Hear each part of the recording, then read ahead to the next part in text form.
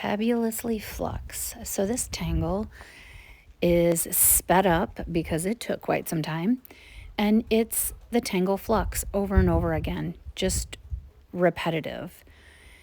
And then once I got all of the flux put onto paper, I decided that I wanted to ink the spaces in between each of the flux. After I did that, I decided to add not really an aura inside of it, not fully fill in the flux, but just put a little bit of ink inside the flux. And then once I did that, I shaded it. So it turned out very cool, especially when I left some of it open and didn't actually ink all of them. And sometimes that's okay. Do what you feel, do what you love. Again, with all of our tangles, I recommend that we start out with gratitude, appreciation, find things that you're grateful for. Take some deep breaths in with that gratitude. On the exhale, get rid of all the junk from the day, the year, the month, whatever it is, and be in the present moment when you tangle.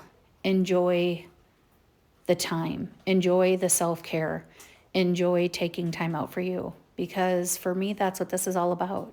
For me, I got into this when I wasn't at the greatest point in my life. And I thought I was using it for creativity, and I ended up using it for creativity, anxiety relief, stress relief, meditation, and especially for grief.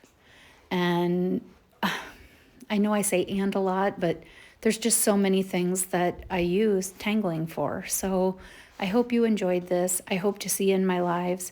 I go live at 7 p.m. Central every night, except for Thursdays when I have a Zoom class, which you can register for on my website. You can also check out my Etsy shop. Quite a few of these tangles I make into stickers and cardstock that you can get there. You can also find the gangles there. So everybody have a wonderful, amazing, beautiful day and make somebody smile.